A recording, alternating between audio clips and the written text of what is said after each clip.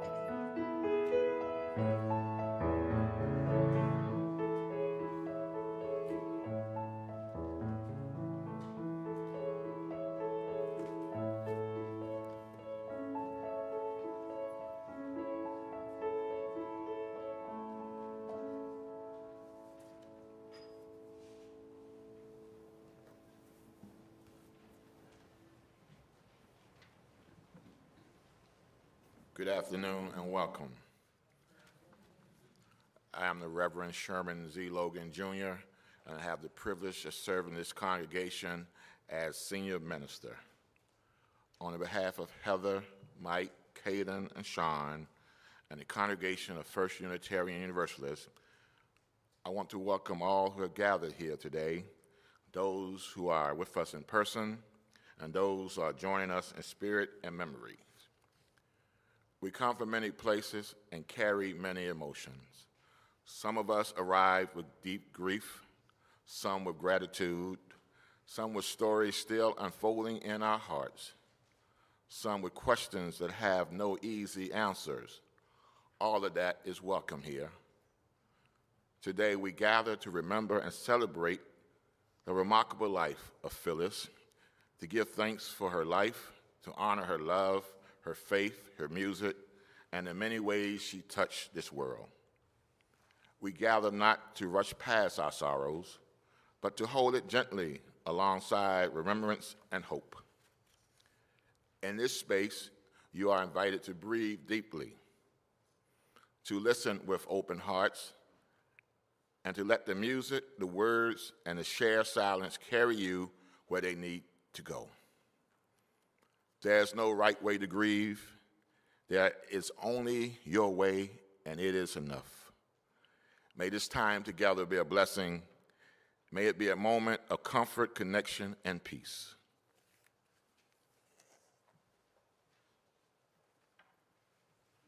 It is also a tradition at the beginning of Unitarian Universalist services to light a chalice, and I invite the Walker family forward.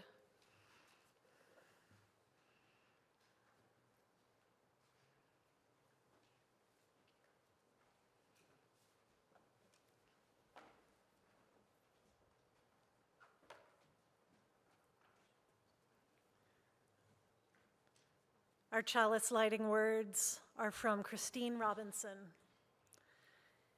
In our time of grief, we light a flame of sharing, the flame of ongoing life.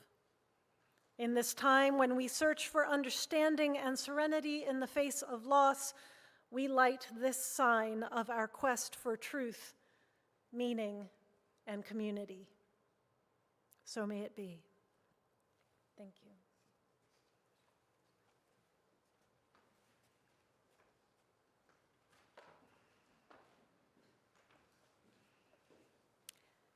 And I now invite the Miller family forward to call the directions.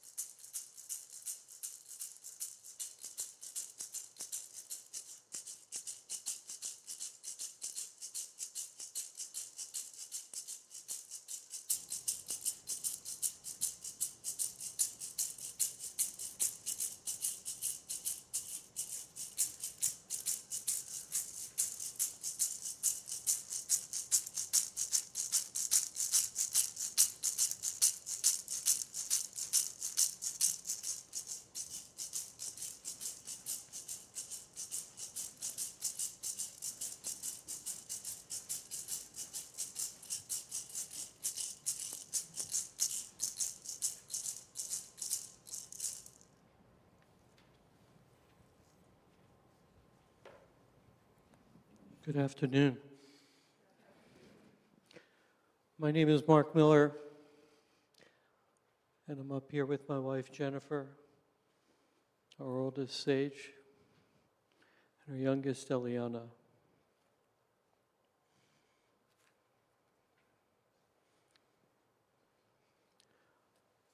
I met Phyllis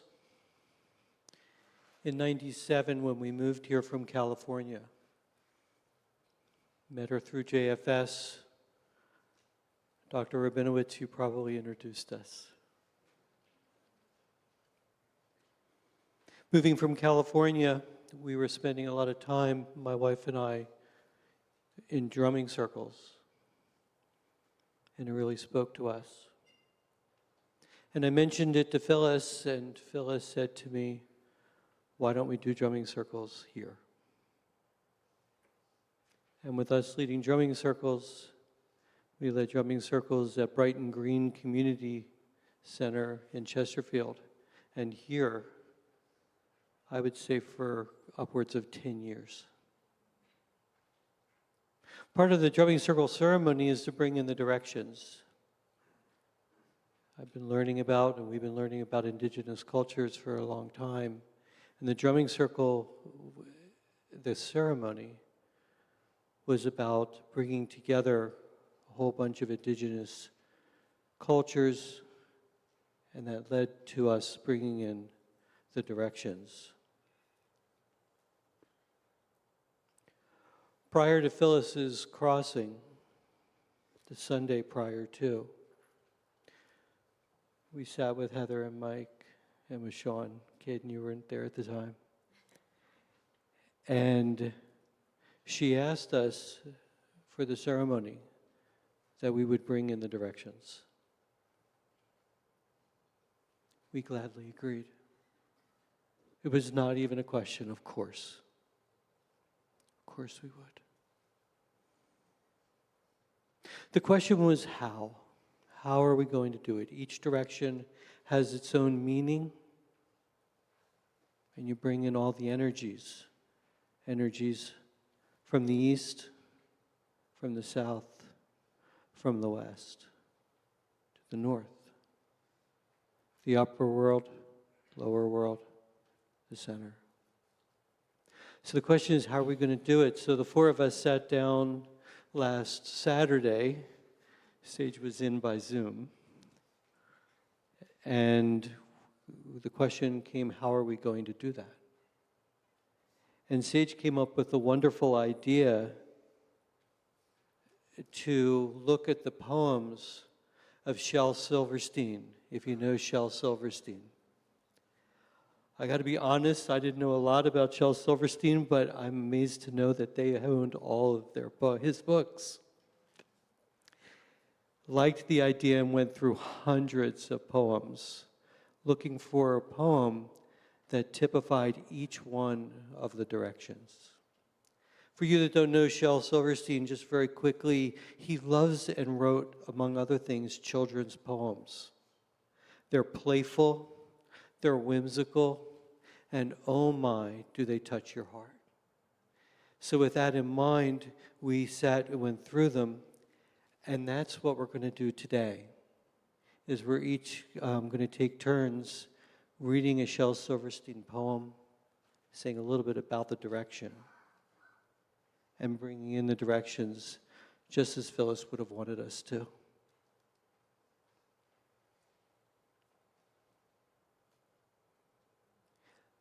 Shel wrote, if you're a dreamer, come in. If you're a dreamer, a wisher, a liar, a hoper, a prayerer, a magic bean buyer. If you're a pretender, come sit by the fire.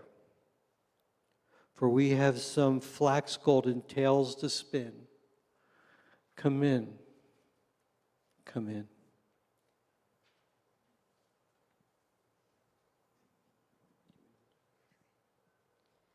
First, we bring in the East, a place of new beginnings, hope, wisdom, and light.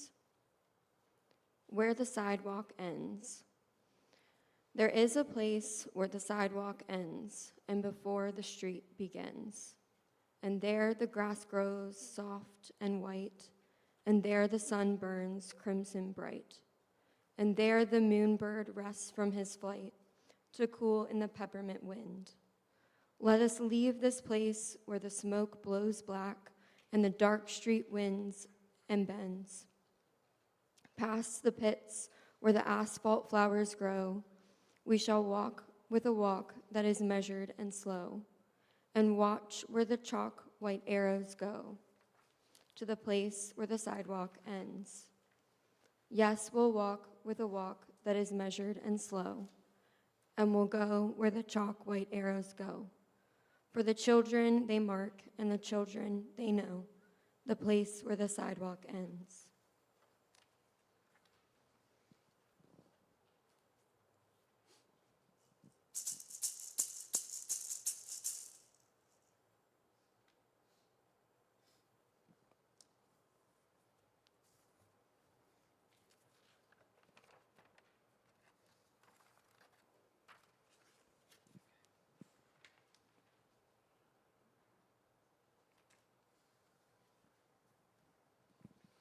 The South. Next, we bring in the South, symbolizing warmth, grow, and childish wonder and joy. Noise Day. Let's have one day for girls and boysies where you can make the grandest noises. Screech, scream, holler, and yell. Buzz and buzzers, clang a bell. Sneeze, hiccup, whistle, shout. Laugh until your lungs wear out. Toot a whistle, kick a can, bang a spoon against a pan. Sing, yodel, bellow, hum, blow a horn, beat a drum. Rattle a window, slam a door, scrape a rake across the floor. Use a drill, drive a nail, turn the hose on the garbage pail. Shout yahoo, hooray, hurrah, turn up the music all the way. Try and bounce your bowling ball. Ride a skateboard up at the wall. Chomp your food with smack and slurp. Chew, chomp, hiccup, burp. One day a year, do all of these. The rest of the year, be quiet, please.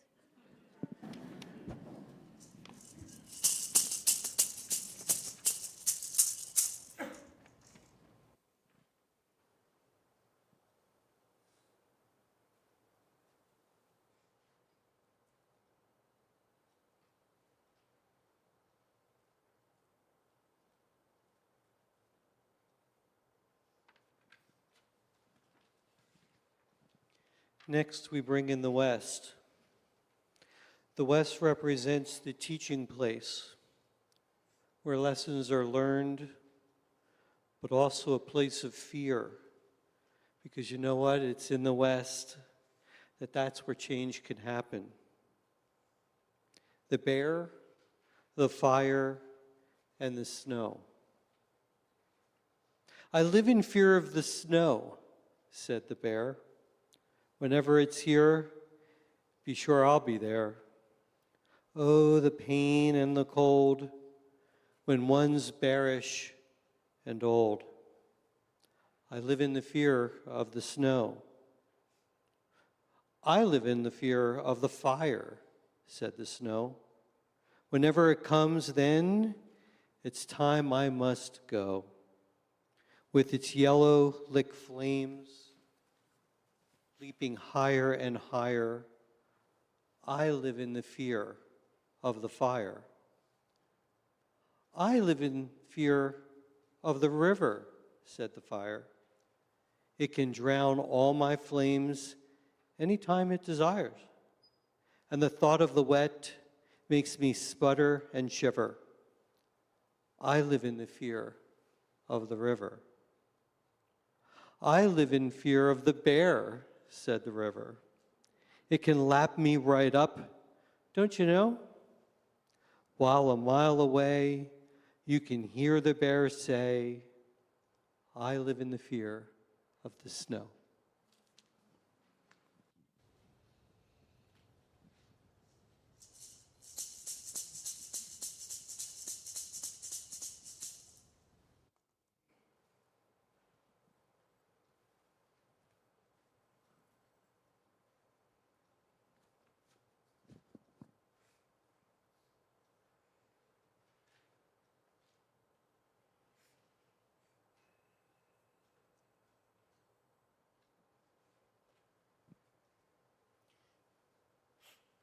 The North is next, a place of reflection and learning. Listen to the mustn'ts. Listen to the mustn'ts Children, listen to the don'ts. Listen to the shouldn'ts, the impossibles, the won'ts. Listen to the never haves, the listen close to me. Anything can happen, child. Anything can be.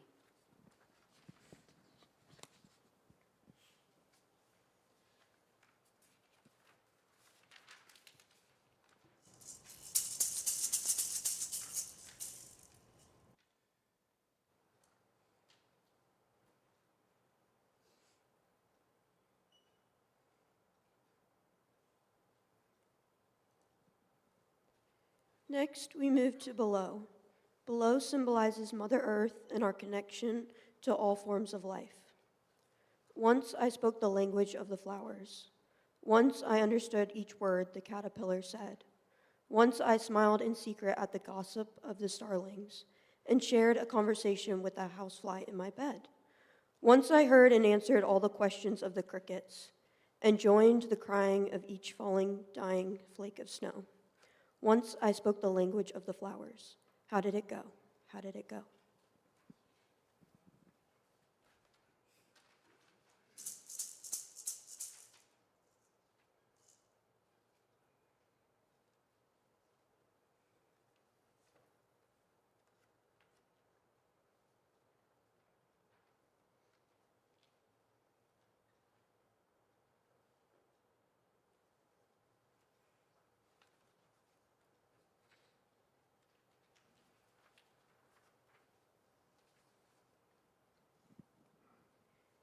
We now move to the above.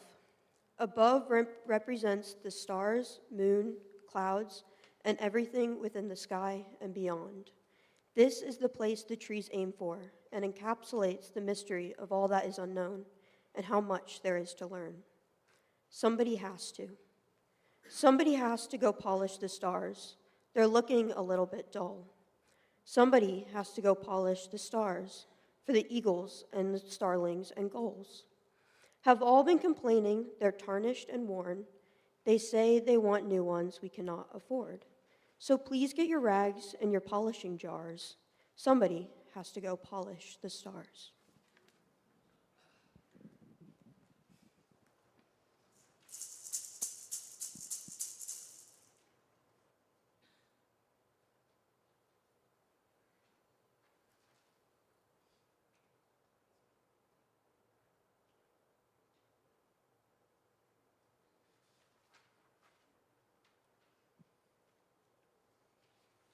And that brings us to the center.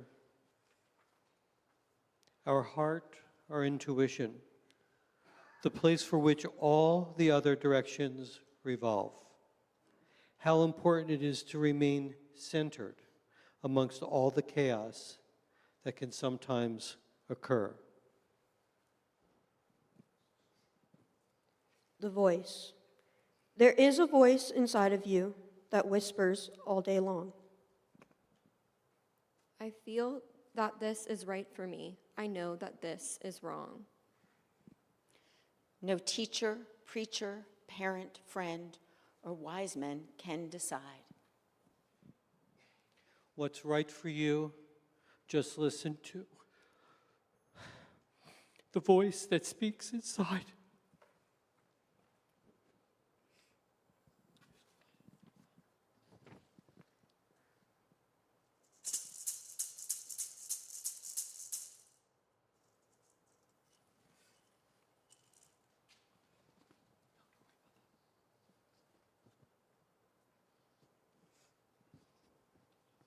May it be so.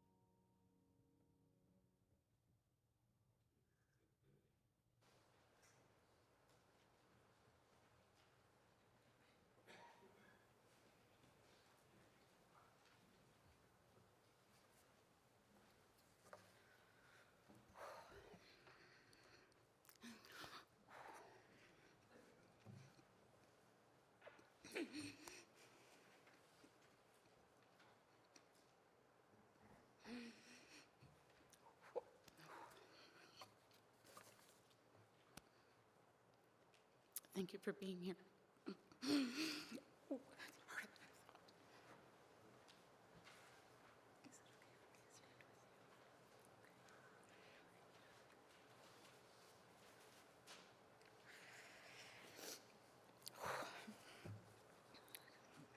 Thank you to the musicians for being here. Thank you, Elliot, for your music. Thank you, Jim and Karsten. I know you wanted to be here. Weather had other plans. Those of you at home, thank you.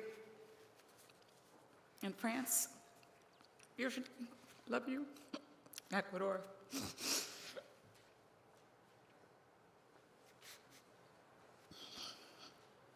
My FS family in New York, thank you.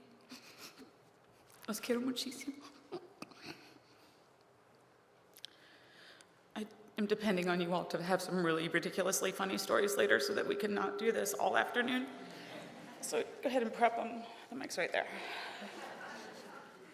All right, here goes. Linda Ellis wrote a poem called The Dash, which references the importance of the dash between dates of our birth and our death. How we spend the dash matters.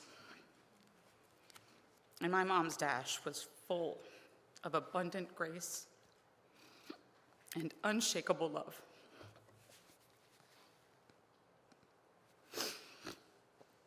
My mom remains my greatest influence and my hero.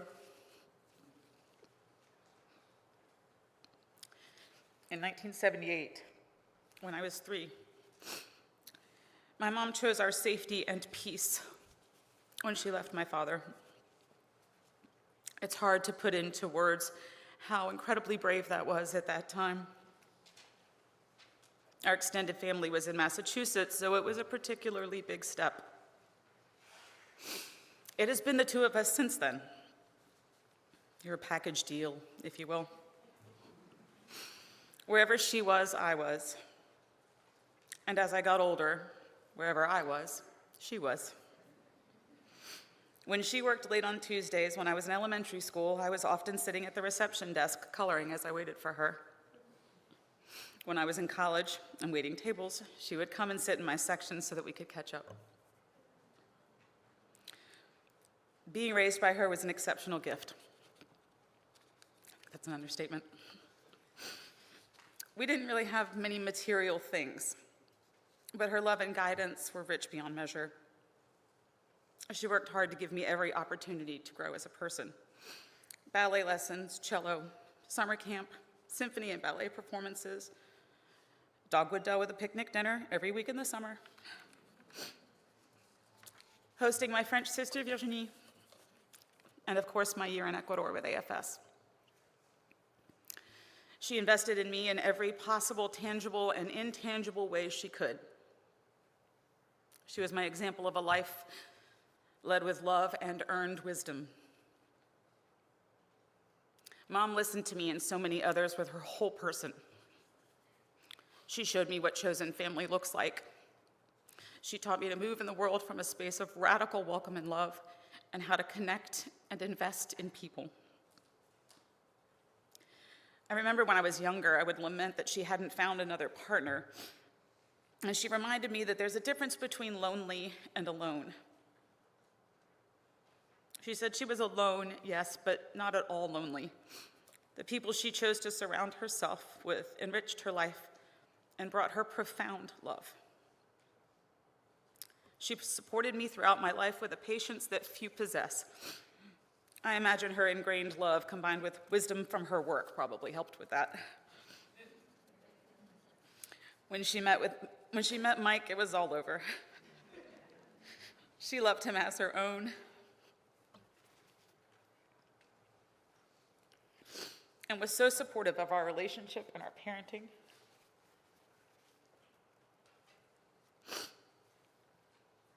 She bought formula, gave us date nights, paid for sports teams and lessons for boys, and came to absolutely everything with great joy. She loved on the boys, loved on the kitties, and lifted all of us on a daily basis. She celebrated our every win, no matter how small, and loved us through our trials, no matter how big.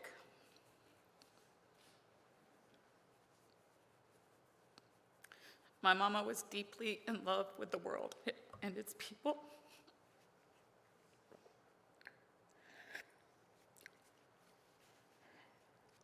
She loved out loud and focused on joy.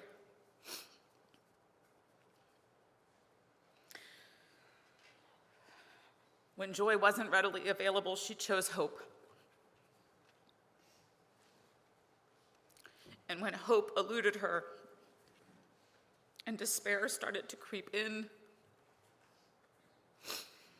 she allowed herself to grieve whatever was going on, and then very purposefully chose to focus on gratitude,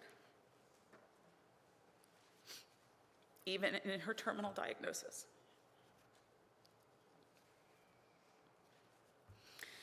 She lived a vibrant life full of grace. The emptiness I feel is certainly intense. And yet I'm so grateful for the community that she taught me to nourish. We truly feel so loved and supported. I am in awe that I was able to feel her love every minute of every day. There was so much safety in that, and I'm profoundly grateful. I'm still in shock that she isn't physically here with me anymore. I imagine that won't change too much. She was my first love, my biggest cheerleader, and my hero.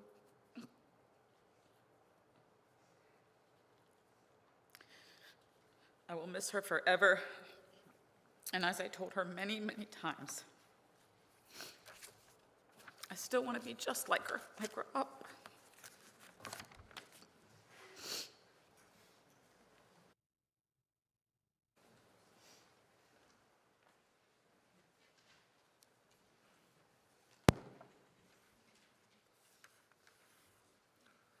Now please rise in body or spirit, and let us sing hymn 159, "This Is My Song."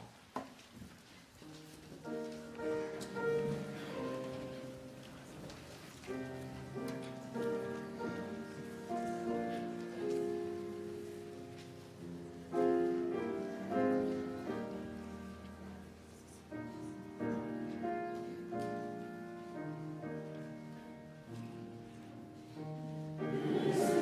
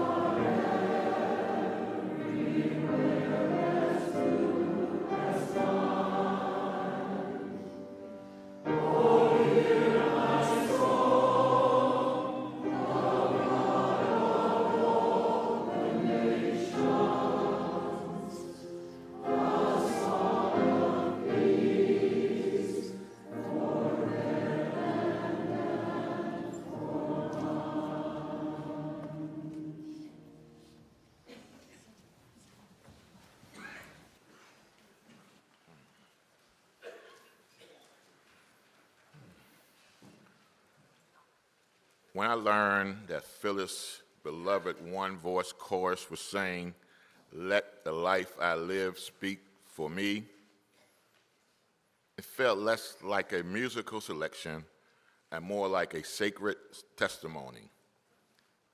Because that song does not ask us to speak about life. It asks us to listen to one. It does not ask for grand claims or heroic declaration. It's trust that a life faithfully lived would tell its own truth. And Phyllis's life does exactly that. In a world that often confuses loudness with importance and visibility with value, Phyllis lived differently. She did not need to announce her goodness, she practiced it. She did not argue the meaning, she embodied it. Her life spoke through quiet consistency of showing up, through the steady offering of care, through a lifelong devotion to beauty, and through the courage to love deeply over time. And for a Unitarian Universalist, this is no small thing. Our faith teaches that deeds matter more than creeds, that lives are our strongest theology, and that how we live with one another is an enduring prayer. Phyllis understood this, not as theory, but as practice. And still, even as we gather to honor her, we know this truth. Phyllis led a remarkable life, one too full, too generous, too richly layered to be captured completely in words. No single story can hold her. No single portrait can contain her. So today, we do not attempt completeness. We offer gratitude. We speak what we can, and we trust that what cannot be said is already alive in the music, in the love, and in many lives she touched. And when we turn our attention to that living presence among us, one truth becomes clear. Phyllis was, at her core, a person shaped by love and family, not love as a sentiment, but love as a daily practice, patient, enduring, and deeply loyal. As a child, she learned the early power of harmony, both musical and relational. When disagreements erupted between sisters over the dishpan, her father would sit in his rocking chair in the kitchen and encourage them to sing. His hope, of course, was to keep the arguments from escalating. And it worked, because Phyllis has a gift for harmony. Even then, she knew how to listen closely, how to blend her voice with one another, how to turn discourse into something beautiful. And like many siblings, Phyllis, sisters Marion and Doris, and brother Bill did not always agree. They were spirited, strong-minded, unafraid of differences. And Bill sometimes cried when the argument grew heated, worried that his sisters may hurt one another. But beneath those disagreements, there was something unshakable: loyalty. They defended one another when it mattered. They showed up when one was vulnerable.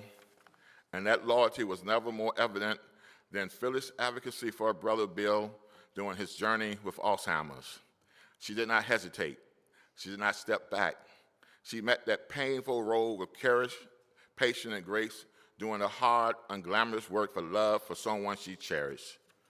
She understood something essential. Love does not turn away when things become difficult. Love stays. And Phyllis was a patient soul, navigating life's many challenges with calm resolve and a steady smile. She carried herself with dignity even when circumstances were heavy. Her sense of humor, warm, dry, and perfectly timed, often tense moments, reminded those around her that joy and seriousness can coexist. Her devotion to her daughter Heather was profound and tender.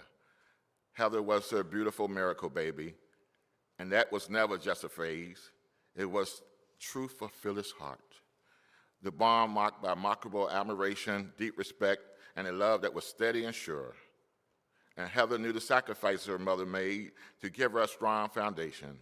And Phyllis, in turn, took quiet joy in the woman Heather become, someone seeking to live with integrity, compassion, and faithfulness. And their relationship was not only loving, it was deeply mutual, a lifelong exchange of care, pride, and devotion.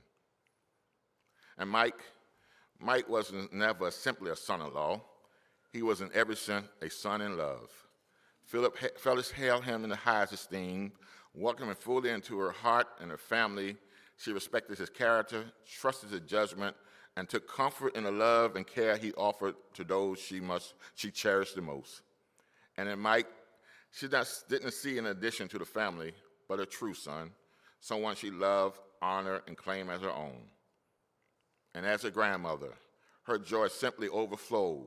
In my last visit with Phyllis, it was impossible to miss where her heart lived.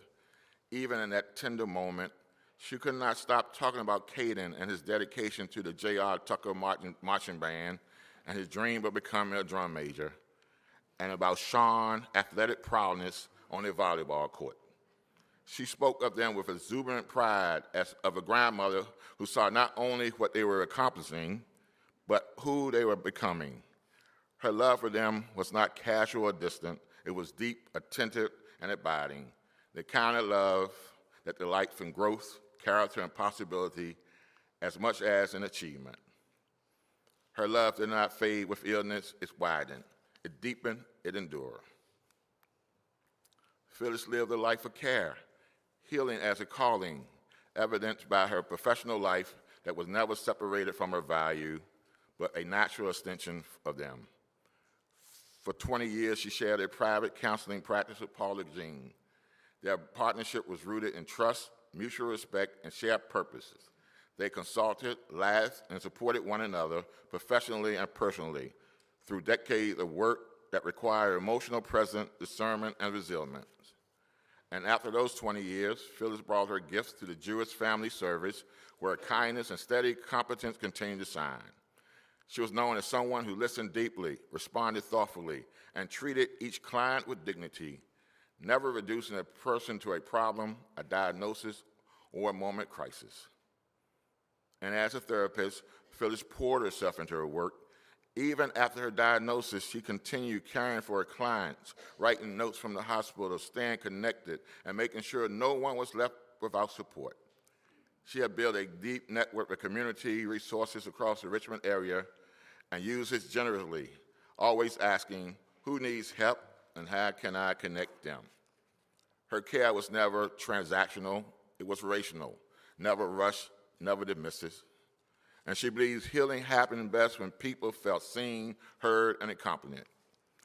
And she offered that presence again and again, quietly, faithfully, without fanfare. Phyllis' musical life spoke volumes. And you see, music was not simply Phyllis' joy and love, it was part of the fabric of her life. Her love for the arts shaped her days, formed friendship, and gave language to her faith. In addition to her deep commitment to First Year Youth Singers, Phyllis sang with one voice chorus, where her voice joined others across faith and backgrounds in the shared work of creating beauty and connection. And as a chorus singer, Phyllis sang alto, the voice that holds the harmony together. She marked her music carefully, watched the director attentively, and learned her part thoroughly. Others leaned in beside her, trusting her ear and her steadiness. She was the one you wanted to sit next to. First UU Singers former director, Diane Whitford, recalled, Phyllis' faithfulness, long work days seeing clients, followed by rehearsal, dinner squeezed in, somewhere between, and still she came week after week because singing together mattered. For Phyllis, music was a renewal, it was a discipline, it was joy, it was a prayer without words, and then there was that final gift. In a moment of quiet grace, members of First UU Singers were able to sing to Phyllis by FaceTime just hours before her death. Here we have gathered, side by side, circle of kinship, come and step inside. It feels right that her life was cradled at the end by the very thing that sustained her all along. Voices joined in harmony, love made audible. For Phyllis, music was always communal. It was never about the performance alone. It was about relationship, about breathing together, about finding harmony in a world that too often forget how. She also served as a founding member of the board of the Chamber Music Society of Central Virginia, supporting live classical music because she believed deeply in the power to nourish the spirit. She understood that arts are not luxury, but lifelines that shape our inner lives and help us remain human in difficult times. And her love for the arts was not only auditory, it was embodied. She took ballet and jazz dancing classes, embracing movement as another form of expression, discipline, and joy. She kept learning, kept stretching, kept showing up, meeting each new step with curiosity, grace, and delight. And she understood that creativity is not something we age out of, it's something we grow into. She was involved in many other groups and activity, and what made them so remarkable was how seamlessly they were woven together. Her work with the Jewish Family Services, her singing with One Voice Chorus, her deep involvement with First Unitarian Universalist, and even her beloved Scrabble games were not separate compartments of her life. They were all expressions of the same commitment to make the world more caring and beautiful. Her life was also richly shaped by the time spent with friends, especially in the company of music, shared meals, and thoughtful play. And her Scrabble companion, Bev, Melissa, and Cheryl shared more than word games. They shared laughter, companionship, and the quiet joys of mind meeting across the table. Phyllis delighted in that kind of connection, playful, attentive, and deeply human. She moved easily among these circles, weaving community wherever she went, reminding us that friendship itself is a sacred art. And Phyllis lived her faith deeply. Within this congregation, she was known as a devoted member, not because she sought out recognition, but because she quietly embodied what she believed. Her faith was not something she spoke about often, it was something she practiced daily, with integrity, humility, and care woven into the fabric of her life. She had a rare and beautiful balance. She paired compassion with challenge, acceptance with accountability, a keen intellect with deep accessibility. She could listen tenderly and still speak truthfully. She could offer grace without losing clarity. And she believed that humanity could be better, and she believed that our faith called us to help it make it so. And over the decades, she served this congregation with steady devotion, serving on committees, chairing the music committee, serving as president of the congregation, and helping guide this community through seasons of growth and change. She worked quietly but persistently to bring out the best in this congregation, not through force, but through example. And she trusted that institutions like people are shaped more deeply by those who show up consistently, thoughtfully, and with care. She was both a justice seeker and a bridge builder, able to hold pain with tenderness while still calling us forward. She understood that love without truth is incomplete, and that truth without love is unbearable. Phyllis did lead a remarkable life, so remarkable, in fact, that we cannot tell it all today. And I promise the family this service will last 3 hours. But we can say this: her life speaks in love that never wavered, in care that never quit, in music that still echoes, in faith that shaped the community. So let the life she lived speak for her. And may we listen deeply and live differently because of it. May this be so. Amen.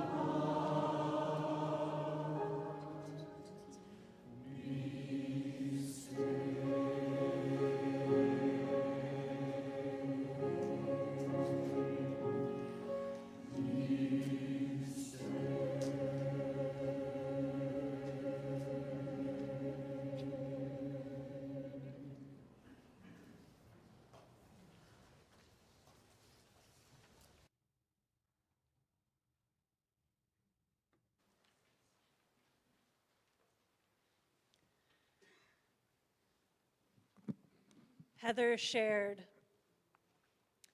that Phyllis loved out loud.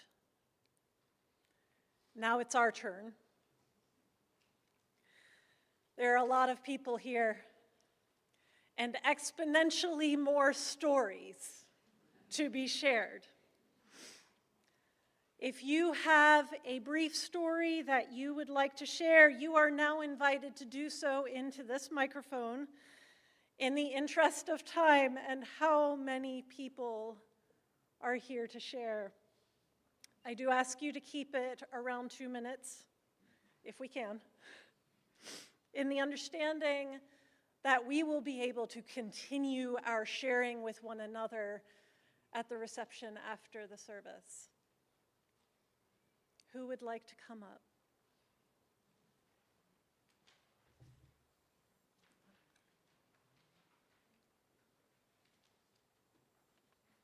Good afternoon. So I played the Shostakovich bells because we had a little house in Lakeside when we first got to know Phyllis, and she knew we were moving, and she was so generous and loving. She gave us wind chimes for our new house. We moved to the new house, and every time the wind blew in the backyard, Phyllis's bells rang. And we moved to another house, and Phyllis's bells rang. So that's why I was so happy to ring the bells today for Phyllis.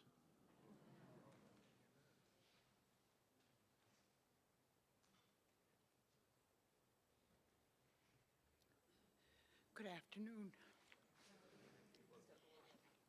I am Phyllis's sister Marion, and much of what I had to say, or some of what I had to say, was in the whole reflection on Phyllis, which is terrific. What I would like to give you today is a reflection from Martin James. Martin James and his family lived with our family in Quincy for a while. First his father came, and then he went back to England and brought his family over. And the family lived with us until they moved to a house that they found. This is all in our big Victorian house in Quincy. So this is from Martin. Phyllis and I were both 10 years old when my family immigrated from England and stayed with the Tylers until we found a home of our own. She took me under her wing and helped me adjust to my new surroundings, and did so extremely well. That was Phyllis, in a nutshell. It didn't surprise me that she went on to a very long career helping people. She was perhaps the most caring person I ever met, and all with a great sense of humor. A short time after we moved in with Phyllis and all, she led me into the bathroom to tell me that we were out of toothpaste. She enjoyed mothering me. She proceeded to show me her alternative plan. She took her toothbrush, and rapidly rubbed it on a bar of dial soap, then brushed her teeth like mad. She started to foam at the mouth. Then she complained of the taste and made a horrible face. Then she spat it all out and told me to try it, that it works well. Now, I think she mixed soap for salt, but neither tasted all good. She had quite a bit of suds going on there for a while. Then there were the camp years. The Tylers had a camp in the woods on a lake in New Hampshire, a very rustic camp. No running water, outhouse, and access mostly by boat or canoe. Animals abounded. Some of us slept inside and some outside on the porch. Sometimes animals opened the screen door, then walked across the porch looking for food or something, then exited the same way. Phyllis claimed that a porcupine came in every night and that we must beware of the quills. So I stayed awake to see this critter. Marty and I always slept out on the porch. I stayed awake to see this critter, and the short story is, I didn't. I did, however, see mice, raccoon. The raccoon came very early in the morning, and it was old and did kind of resemble a porcupine. She insisted it was a different animal and wouldn't give in. So I waited until she had to go to the outhouse and then scared the bejesus out of her, yelling, "There was a porcupine after us." Sorry I can't be here with you all. Rest in peace, Phyllis.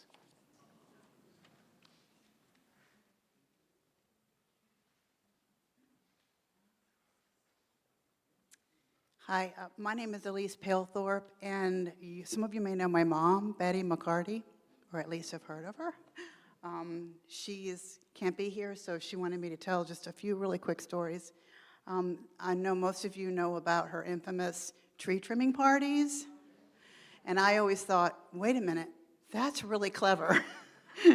Because if you don't want to decorate your tree, you just invite a whole bunch of people over to your house and they'll do it for you.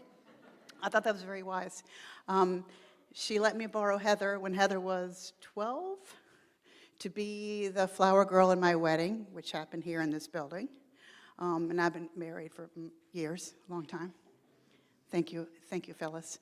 But the fondest memory I have of Phyllis, and I'm sure if I took a poll, a lot of you would raise your hands, but every year on my birthday and my mother's birthday, we would get an original Phyllis McCafferty happy birthday song.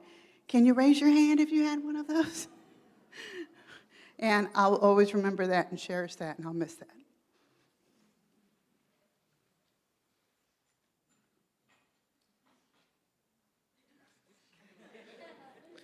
All right. I don't really have a specific story, but, I'm Caden. I'm her grandson. I don't really have a specific story, but there are two key moments that I can remember that were kind of confusing and kind of funny. One of them was, for context, she would, once she knew I was getting into music, and specifically clarinet, she decided to support me via getting me lessons at the local music and arts. And one particular memory from that was, as you get better on the clarinet, you can't just improve via yourself. You have to eventually get better mouthpieces and stuff. And at one point, my instructor, Mr. Gaines, mentioned that this really expensive, mind you, mouthpiece was going to be better for my clarinet, and in the future, we might want to look into that. So within 5 minutes, she had walked out the door, found the mouthpiece, and then bought it. She walked back in and gave it to me, and I'm like, what's this? And she's like, is this a mouthpiece? I'm like, yes. And then she was like, well, play it. I'm like, you don't own it. And she was like, yes, I do. And Mr. Gaines, the instructor, looked at her like, you could have gotten it on Amazon. So that was funny. And then a second time was, this is out of order. So when we first got my clarinet, right, she wanted me to get the best one that we could get. And we ended up fighting with the music and arts people, trying to figure out the best deal we could get. And we ended up with this really nice buffet champion clarinet. His name's Clarence. When we got the clarinet, it came in this little backpack thing, right? And she thought it was beautiful and amazing, and she didn't really want to change that. Later, she told me that she doesn't want me to change it, and at that point, to be honest, it wasn't a very convenient thing at all. It could fit the clarinet, and then it had this like pouch on the front of it that like had just too little amount of room to hold anything useful. So what ended up happening was we got a new case, right? And that's the one I still use today. And I think you bought it, but I'm not sure.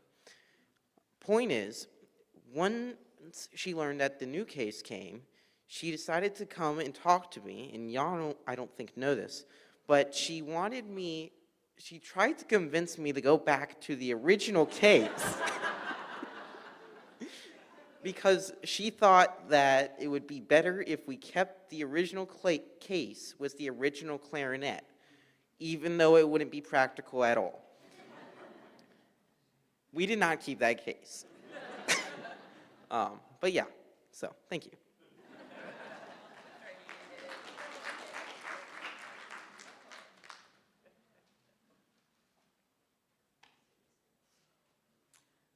I'm just the accompanier to two of Phyllis's very favorite clients, my daughter Ann and her friend Teresa, who just want to say a word about the 20 years or more that they spent together. So just a quick word.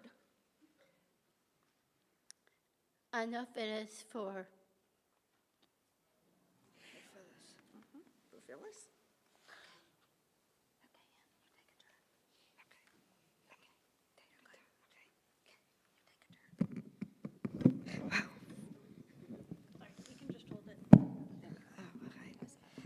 I'm Ann Meacham. I've known Phyllis for 20 plus 45 years, because I'm now 45 of age. I have met Phyllis for a long time, ever since Heather, that I met through Heather, but not just through Heather, but through Phyllis. Phyllis was, as what you said, a hero, an inspiration, and my confidant too. I will miss her hugs, I will miss her smiles, I will miss everything about her.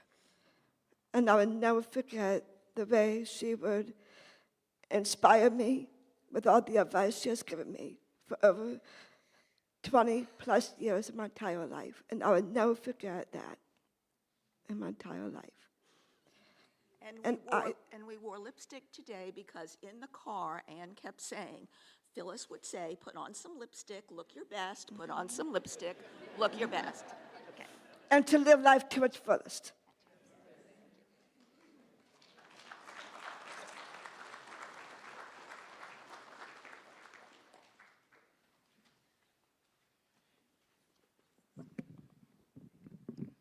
You don't have to go too tall for me anyway. So I'm Claire. I'm Phyllis's sister-in-law. I'm the one married to Bill, the person that she fought so hard for when he had Alzheimer's disease. And my daughter Julia and I were very lucky to be able to be with Phyllis and with the whole Walker family in the last 2 days of her life. And what I want to tell you is that the house was beautiful. There were 2 trees with all of her Christmas ornaments on them. Probably not all of her. They were all there. So they were all there, and she could still point to them and say that she remembered where they came from and who they were from. And I remember she pointed one out that we had sent to her. And during all of this, Phyllis was so much still Phyllis. So she still was, all of her essence was there, the love was there, the joy and the laughter. I think we sometimes worry that when somebody's dying, that they're not there anymore completely, and she really was. And I think she was there until she took her final look into Heather's eyes at the very end. And when we think about a dash, like she lived her dash to the very, very, very end, and she was still there, and as her soul left, her body was so tired, but she wanted to be here, all of her, to the very, very, very end. And she truly, I think I didn't really know what a good death was until I saw Phyllis and saw how she really lived it to the very end.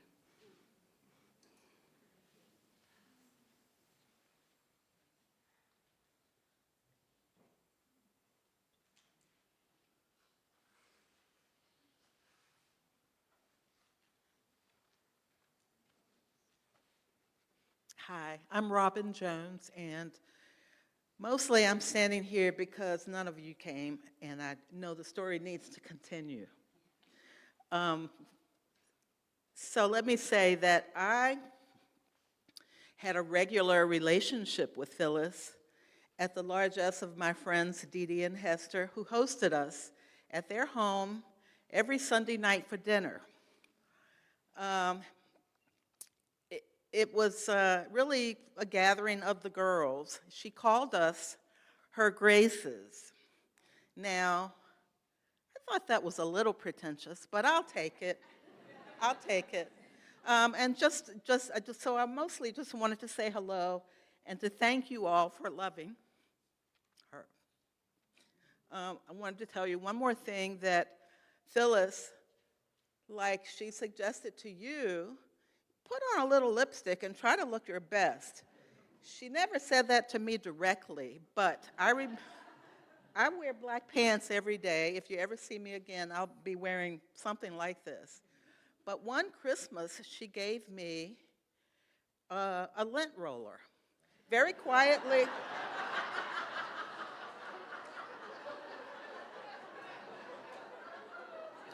That's probably enough said, but thank you.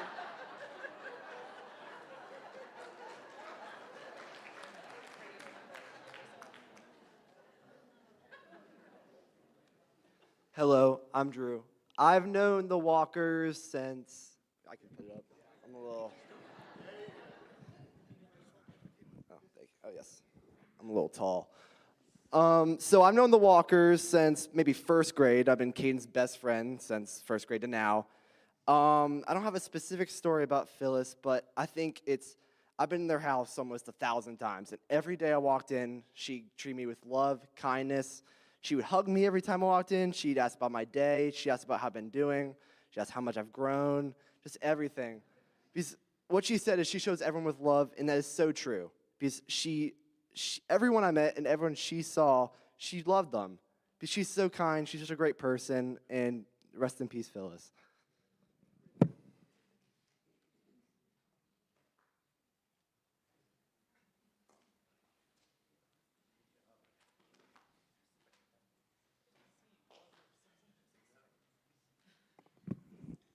My name is Sunny, and I'm a therapist at Jewish Family Services.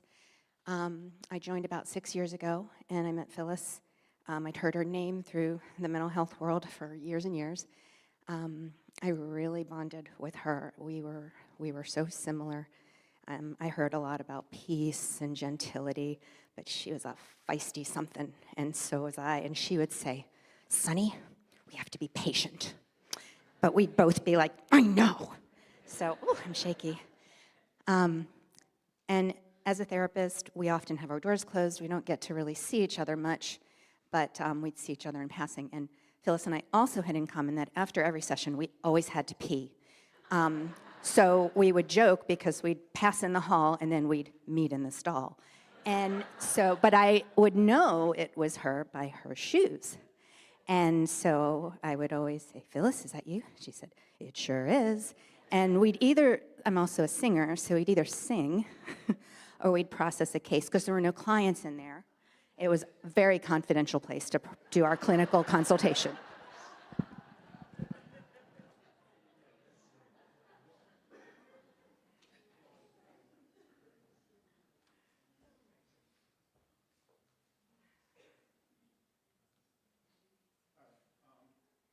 My name's Stan. I'm the managing director for One Voice Chorus.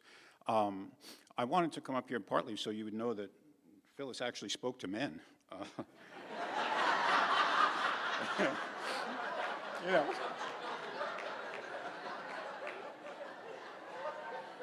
But only partly.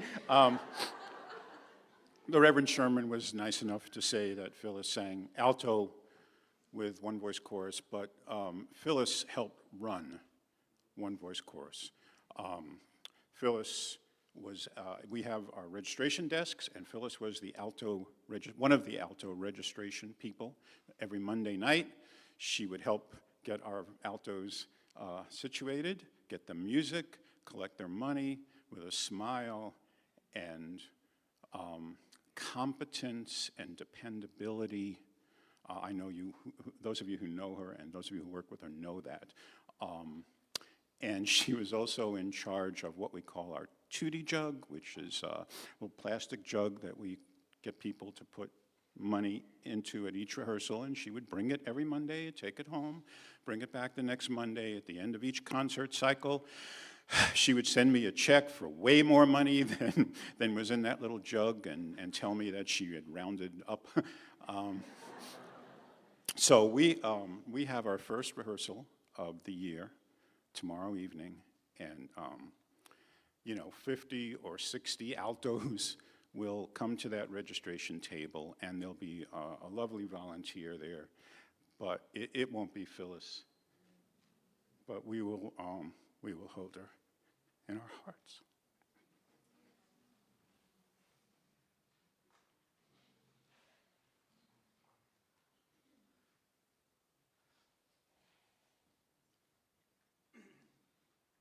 Hello, I'm Mike, Heather's husband and son to Phyllis.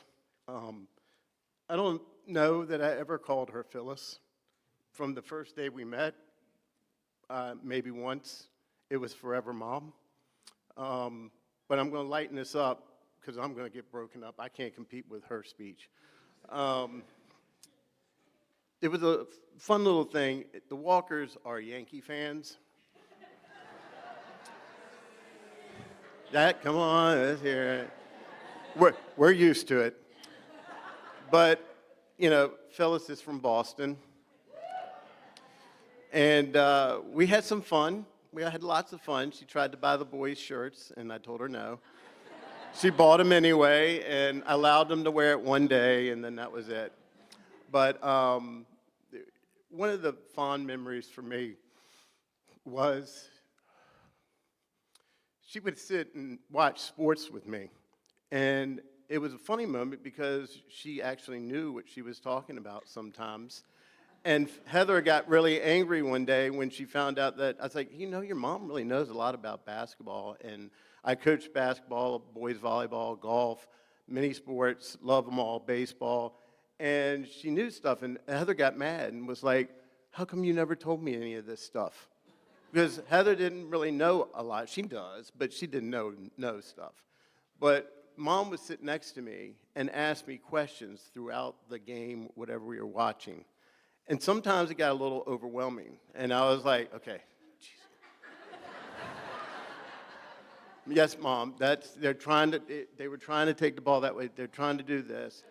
But what I figured out was it's exactly what she did for her life, and that was to listen and learn. And the first time I was watching a sporting event without her, I told Heather I missed it, even though I was getting a little tired of it. But the reason she was doing it is she knew I was a coach. She wanted to hear the other side of it, not what that broadcaster was saying, but she wanted to hear what I thought, what my thoughts were on the game and why I would have done something different, because I would jump up and say that, oh, this is so stupid, what are we doing? And it's just one of those things that we had together, and I'm looking out right now and it's snowing. So I think that is kind of fitting for her, and being up north in Boston, she's bringing us a little snow.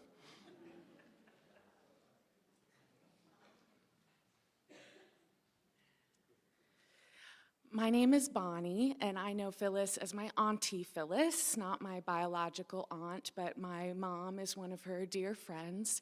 And I have to bring it back to the tree trimming parties, and I'm so glad that those were mentioned, because that's such a huge part of my Christmases and my childhood. And if you frequented the tree trimming parties in the 90s and 2000s, then you certainly would have seen me, a little curly-haired Shirley Temple, running around. Attended those parties every year till I went to college and moved away, but she always and will always remain dear, especially around the holidays. And one thing I started when I started my nonprofit job, environmental nonprofit job, for our Christmas work parties, I make a mulled cider, mulled apple cider, because that was what she famously had at the tree trimming parties, my favorite. And I do it every year for her, and this year at our work Christmas party, which was on December 17th. So I did not know at this point that she had passed, but I made the mulled cider like I always do, and everybody loves the mulled cider, and I say I make it because of my Auntie Phyllis, and I will continue to do that every year and hold her so close and near and dear during the holiday season. So thank you so much.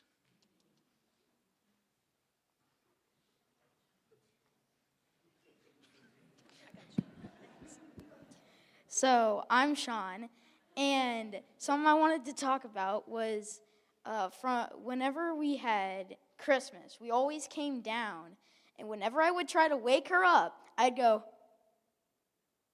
"Good morning." And then she would jump up so fast. She would go, "Hi." And then, once we got downstairs and we were opening presents, whenever she would open the present, she would open it so carefully because she wanted to use the wrapping paper for another present. That's it.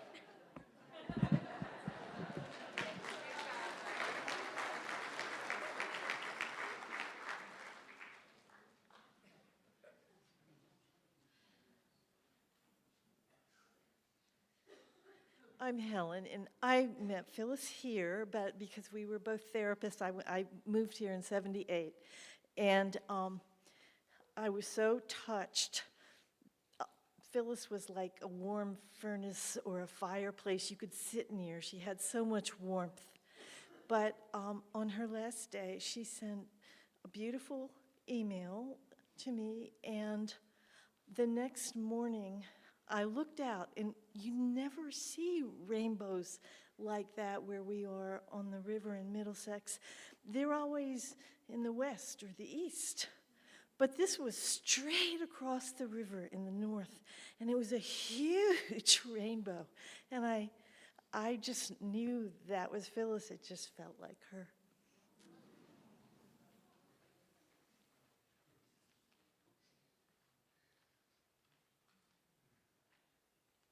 Hi, I'm Marlene Sherlock. I've probably known Phyllis the least of all of you, but if you see this picture here in the back, this is how I met her. I am a band mom at Tucker High School, and I can clearly see, Heather, how she inspired you to be the next band mom. And if you know anything about football at Tucker, it's not about the football. It's about the band. And I will share with you that yesterday, Caden marched in the inaugural parade as part of Tucker's band, and I am sure, Caden, that your grandmother was looking down on you and smiling.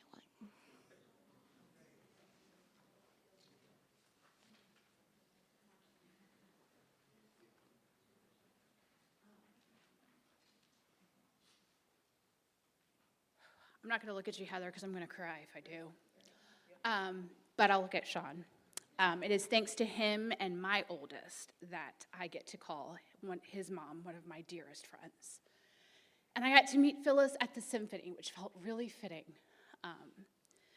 because Heather had told me about her mother's love of music and hoping to inspire that love in her grandsons. And the memory I'm going to carry with me is last fall, Itzhak Perlman came, and we decided we all had to go out to dinner afterwards and celebrate getting to see one of music's greats. And my daughter came home singing over the lovely dinner she got to have with Sean's grandma. Sorry, Caden. But when you love Heather, you get to love Phyllis because she has poured all of her goodness and strength and determination and spunk and fire and love into her daughter. So if you're missing some Phyllis, spend some time with Heather.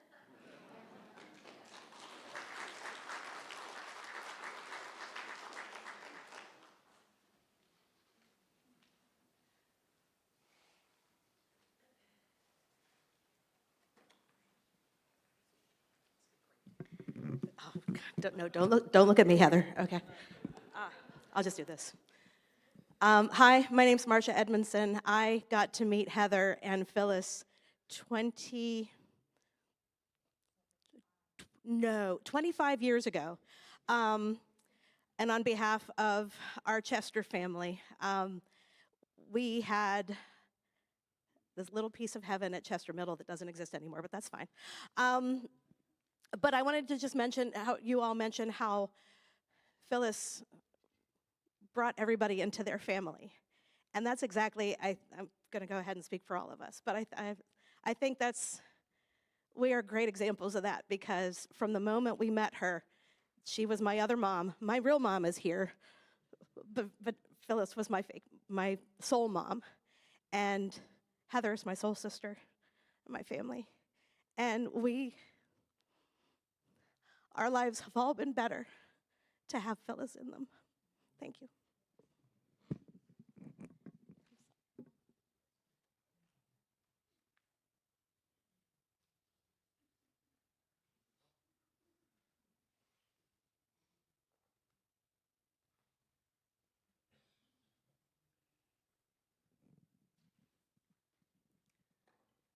We are grateful for all of the stories that have been shared, and so many more stories that I know have not yet been shared, but we have time.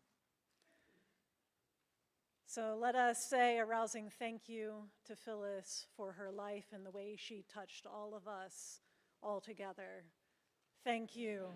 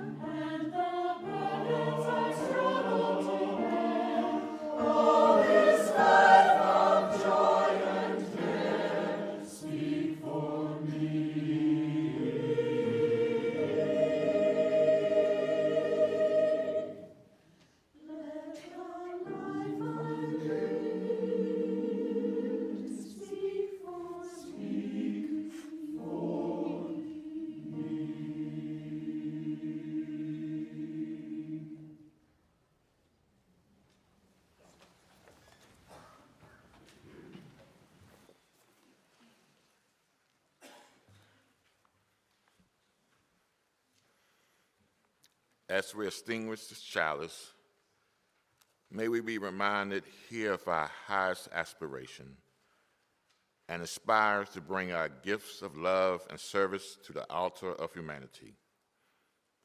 May we know once again that we are not isolated beings, but connected in mystery and miracles to the universe, to this community, and to each other.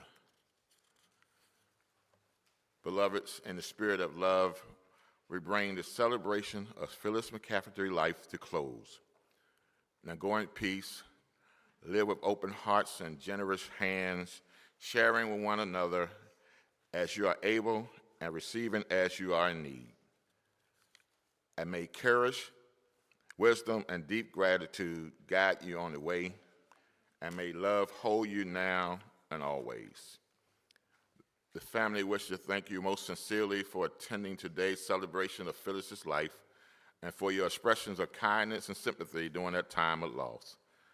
After the singing of the closing hymn, the family invite you to join them in the President's Hall for the reception where they will receive their guests. And let us sing our closing hymn, My Life Flows On.